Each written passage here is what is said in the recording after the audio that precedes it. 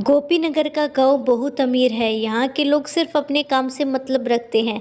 ऐसे ही लोगों को मतलबी कहा जाता है। यही गांव में पीपल का एक पेड़ है जो बहुत ही घना है, जिसके नीचे चबूतरा बना हुआ है। सब लोग हंसी खुशी से रहते थे। लेकिन एक दिन भिखारन बुढ़िया भीख मांगते हुए गोपीनगर गांव में पहुंच जाती है। वह मोहन के दरवाजे पर जाती है और भीख मांगती है। बेटा, कुछ खाने को दे दो, भूख लगी है, भगवान आपको और धन देंगे। सुबह सुबह भी कौन मांगता है अम्मा। काम पर जाने का समय है, जाओ आगे बढ़ो। बाहर की आवाज़ सुनकर अंदर से कमला बाहर आई। रुको, मैं इनके लिए कुछ खाना लाई हूँ। भगवान तुम्हारा भला करे। बुढ़िया खाना लेकर चली गई। क्या जरूरत थी खाना देने की। पैसे की बर्बादी करती हो। लोग हमसे भी अमीर हो रहे हैं और तुम पैसे उड़ा रही हो। तुम बिना मतलब के बात मत करा करो। खाना बिल्कुल खराब हो चुका था, इसलिए दे दिया। खाना लेकर भिखारन बुढ़िया पीपल के पेड़ के नीचे चली जाती है। खाने को खोलती है तो उसमें से बदबू आती है। गौर से देखा तो उसमें कीड़े पड़ चुके थे। गरीब बुढ़िया ने खाना फेंक दिया और दूसरे घर में भीख मांगने चली गई। और वह शीला नाम की औरत से बोली, भगवान भला करेंगे तुम्हारा, मुझे कुछ खाने को दे दो और गंदा खाना मत देना, मैं पहले से ही बीमार हूँ। हाँ हाँ, भीख मांगती और ऊपर से फरमाइश, जाओ, नहीं है मेरे पास देने के लिए कुछ। गरीब बुढ़िया वहाँ से दूसरे घर में खाना मांगने चली गई। एक आदमी ने थोड़ा सा खाना दिया।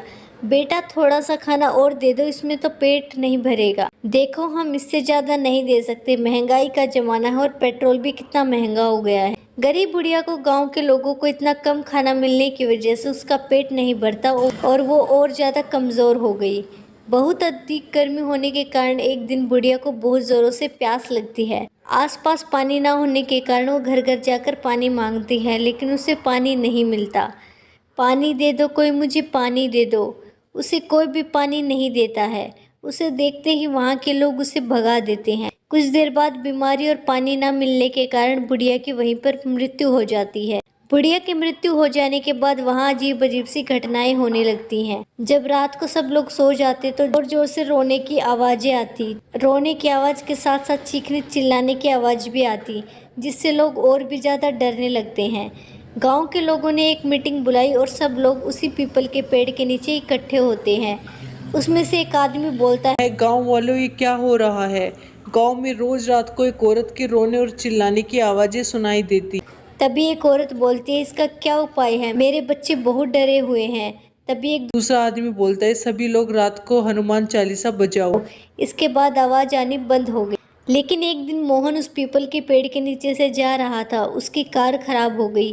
पीपल के पेड़ के नीचे से जो भी गुजरता था उसकी तबीयत खराब हो जाती और उसे तेज बुखार हो जाता। तो कभी हंसने की आवाज़ आती तो कभी रोने की, तो कभी कभी किसी के बात करने की आवाज़ आती। ये सारी बातें लोगों को और डरा रही थी। एक दिन अचानक गांव में पीपल के पेड़ के पास रहने वाले एक व्यक्ति लापता हो गया। सुबह उस व्यक्ति का मृत्यु शरीर पीपल के पेड़ के नीचे पड़ा हुआ मिलता है। इस बात ने गाँव वालों को और भी ज़्यादा डरा दिया। कोई भी शाम होने के बाद घर से बाहर नहीं निकलेगा। गांव के सब लोग अपने अपने घर का दरवाजा बंद रखते थे ताकि कोई गायब ना हो जाए। और उस पीपल के नीचे तो भूल कर भी ना जाना, भूत रहता है, उस पर कुछ भी हो सकता है। तभी कमला और मोहन के बच्चे बोलते हैं, ठीक है, हम लोग कहीं नहीं जाएंगे। बच्चे चादर ओढ़कर सो जाते हैं। पूरे गांव के लोग बहुत डरे हुए हैं। कोई भी घर के बाहर नहीं निकलता है। पूरे गांव में मानो मातम पसरा हुआ हो। मोहन और गांव के कुछ लोग साधु के पास जाते हैं और उस साधु बाबा से पूछते हैं, हम लोग एक बुढ़िया को भीख नहीं देने के कारण परेशान हैं। वो भूख और बीमारी से मर गई। ये सब जो भी हो रहा है उसमें तुम सब गांव वालों का ही गलती है। तुमने एक बीमार और गरीब बुढ़िया को अपने लालच और निर्दया के चलते मार डाला। तुम लोग उसे 2-4 रोटी भी नहीं दे सके, जिसके कारण उस गरीब बुढ़िया की जान चली गई और वह अपना बदला ले रही है। गांव वाले डर जाते हैं और साधु बाबा से पूछते हैं, क्या इसका कोई इलाज नहीं है बाबा। हवन पूजा का इंतजाम करना होगा, तब शायद कुछ हो सकता है। तब सभी गांव वाले बोलते हैं, ठीक है, हम सब तैयार हैं। हवन पूजन शुरू हुआ। साधु के मंत्र उपचार से चुड़ैल प्रकट हुई। ये साधु, तुम क्यों इस मामले में पड़ रहे हो। तुम अपने रास्ते चले जाओ, वरना तुम्हें भी मौत मिलेगी। बाबा देखो, इंसान से गलती हो जाती है। तुम बताओ तुम्हें क्या चाहिए। तुम्हारे नाम का मंदिर बनवा दे, लोगों को परेशान करना छोड़ दो। चुड़ैल हंसते हुए बोलती है, जिंदे पर तो कुत्ते से भी ज्यादा बुरा व्यवहार किया और अब देवी देवताओं की बराबरी दे रहे हो। मैं उस लायक नहीं हूँ, मैं एक चुड़ैल हूँ, चुड़ैल। कुछ तो उपाय होगा जिससे कि तुम गांव वालों को छोड़ दो। एक उपाय है, इन सब पापियों को गांव छोड़ना पड़ेगा वरना सब मारे जाएंगे।